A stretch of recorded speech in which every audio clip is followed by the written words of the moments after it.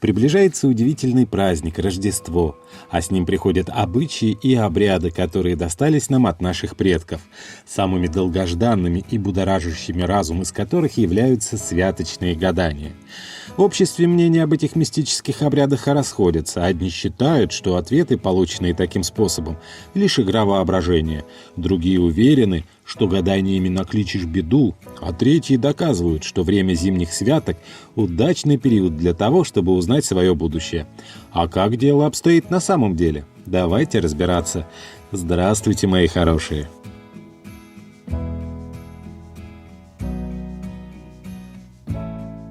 Согласно упоминаниям в летописях, на Руси впервые начали праздновать Рождество в X веке. На протяжении длительного времени наши предки отмечали его, как и полагается, 25 декабря, то есть вместе с другими христианами. Но затем, из-за некоторых изменений в календаре, дата была перенесена на 2 недели вперед, и до сих пор мы отмечаем Рождество 7 января. Потому у нас 2 Новых года, кстати. Таким образом, мы, в отличие от европейских, американских и прочих соседей, отмечаем Рождество по старому стилю. От одного из самых главных праздников в году люди ожидают чудес. Они обращаются с просьбами к высшим силам, полагая, что уж в этот день их мольба точно будет услышана. И неважно, сколько лет человеку, чем он занимается, насколько он богат или беден, мужчина он или женщина, мальчик или девочка – абсолютно каждому хочется получить чудо в виде исполнения мечты на Рождество или хотя бы просто узнать, что его ждет в недалеком будущем. Как же появились гадания и какое вообще отношение эти ритуалы имеют к Рождеству?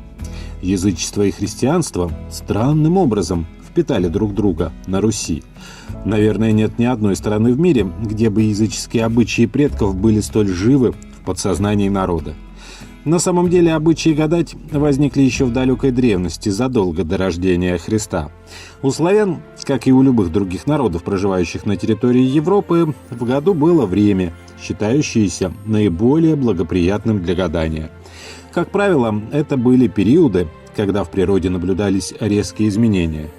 День празднования Рождества почти соответствует дню зимнего солнцестояния, а это очень важная дата в древнем календаре. Именно в ночь перед Рождеством, по народным поверьям, господствуют 2 силы – добра и зла. Какой человек примыкал, та и творила с ним чудеса. Одна зазывала колядовать и прославлять рождение Христа за праздничным столом, а другая собирала на шабаш ведьм. Гадания начинались в рождественскую ночь и продолжались все святки, вплоть до 19 января. Гадание делится на 2 периода – святые вечера с 7 по 14 и страшные вечера до 19 января. По поверью, самые удачные дни для обрядов выпадают на рождественский, васильевский и крещенский вечера. Одно из гаданий, придуманных еще древними славянами, основано на рассматривании льда. Вечером 6 января на крыльцо выносят какую-либо емкость, наполненную простой водой, а затем утром, уже в день Рождества, выходят и смотрят, каким получился лед. Если он ровный, то и предстоящий год тоже должен быть спокойным. Если вода замерзла волнами, то жизнь в будущем году также ожидается разнообразная, то горести, то радости. Вмятина на кусочке льда свидетельствует о плохом урожае. Узнать о том, исполнится ли в новом году заветное желание, можно с помощью чашки с водой и небольшого камня. Для этого необходимо шепотом произнести перед чашкой с водой свое желание и сразу же бросить туда камень. О том, сбудется мечта или нет, скажет количество образовавшихся в результате броска кругов. Если это количество будет четным, значит, можно готовиться к скорому исполнению загаданного желания. Русские девушки несколько веков назад в рождественский сочельник после ужина брали кусочки хлеба и лепили из него различные фигурки, а затем выносили их на улицу, клали возле двери и подзывали собаку. Чье изделие из хлеба она хватала раньше, то и было суждено выйти замуж быстрее своих подруг. Самыми страшными гаданиями считаются гадания зеркалами, ведь зеркало – вход в потусторонний мир. По всем правилам, гадать зеркалами нужно в одиночестве ровно в полночь.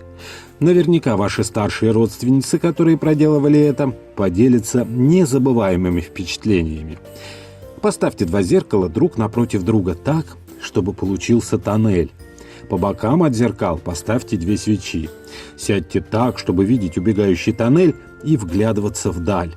Когда вдали покажется какой-то силуэт, попытайтесь его разглядеть.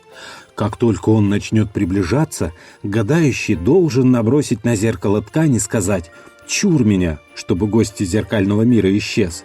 Гадание не для слабонервных. При наличии богатой фантазии видеть в зеркале можно что угодно: суженого, черта, себя в старости и много разных интересностей. Отдельного слова заслуживают рождественские приметы, которые можно назвать самыми безобидными гаданиями. Они рождались из народных наблюдений и были связаны в основном с природными явлениями, ведь от погоды во многом зависел урожай и благополучие семьи. Если на святой вечер на деревьях замерз лед, будет урожай фруктов и орехов. Если выпало много снега, жди урожай яблок. На Рождество нельзя шить, чтобы не потерять зрение. В Рождество нельзя заниматься хозяйственными делами. Хотите, чтобы у вас был богатый год? Встречайте Рождество в обновке. Эта древняя примета, как вы могли заметить, перешла и на Новый год. В Рождество надо стараться общаться только с теми, кто настроен к вам по-доброму, кто не желает вам зла. Тогда и весь год будет удачным, спокойным, счастливым. Не забудьте в Рождество накормить от души всех, кто окажется рядом с вами, в том числе и своих домашних любимцев. Тогда у вас весь год будут водиться денежки. Если в вашем доме поселились неприятности, в ночь с 6 на 7 января возьмите в ковш воды и наговорите в воду обо всем нехорошем, что случилось с вами или с вашими близкими за год. После этого выплесните эту воду за порог, за ворота, за подъездную дверь, с балкона или с окна. Ну и, конечно, в ночь с 6 на 7 января стоит держать при себе сонник. Все сны в эту ночь считаются вещими, особенно на растущей луне. Немногие соблюдают рождественский пост, ходят в церковь и отмечают Рождество по всем канонам, но зато большая часть современных людей когда-нибудь гадала в святке. Так все же, можно ли гадать или нет? Разберем этот вопрос с точки зрения медицины. Забежав вперед, скажу, гадания действительно работают. Неожиданно, правда? Подвох заключается в том, что все мистическое, что якобы может происходить в нашей жизни, работает совсем не так, как это представляет себе большинство людей. Никакой магии в принципах работы обрядов и гаданий, разумеется, нет. Заранее давая себе позитивную установку, подсознательно вы настраиваетесь на ожидаемый результат. Помимо этого, предсказания всегда даются в максимально обобщенной форме, и, получив их, каждый человек непроизвольно начинает подгонять свою реальность под результат гадания. Несовпадение мозг отметает, а вот совпадение фиксирует. Так и закрепляется связка предсказания, факт из жизни, и создается ощущение, что приметы работают, а гадания могут быть точными.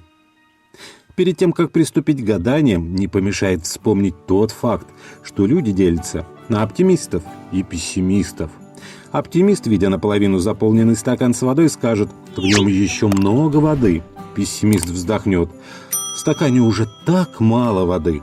Точно так же и в восковой фигурке можно увидеть не предстоящую болезнь, а, например, стороны света и увлекательное путешествие.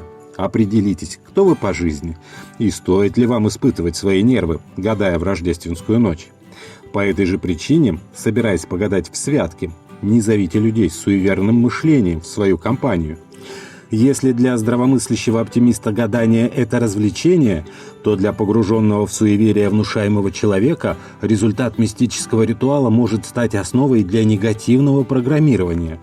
А для остальных в святочных гаданиях есть определенная польза. Во-первых, это чаще всего групповые развлечения. То есть, чтобы гадать, предстоит собраться вместе, дружески общаться, сплотиться общим делом. Это дает человеку ощущение базовой безопасности. Я не один, у меня друзья-товарищи. Во-вторых, пытаясь что-то разглядеть в кофейной гуще или свечном огарке, вы невольно задумываетесь о важных для себя вещах. Это помогает определиться, что ценно, что нет, что для вас хороший исход, а что не очень. Как ни странно, суеверный ритуал играет таким образом на осознанность. В-третьих, чтобы что-то разглядеть, придется напрягать воображение и фантазию, то есть развивать свою креативность. Так что, если не относитесь слишком серьезно к гаданиям, гадайте себе на радость. Это поможет вам увлечь гостей и привнести в рождественский вечер сказку, чтобы он удивил и запомнился всем. А на этом на сегодня все. С наступающим светлым праздником Рождества вас! Не болейте, берегите себя и близких, ставьте пальчики вверх, подписывайтесь на канал «Доктор по соседству» и, конечно, не забывайте заходить в наши паблики в социальных сетях ВКонтакте и Одноклассники, где каждый день выходит масса полезной и интересной информации из мира здоровья и медицины. Здоровья вам!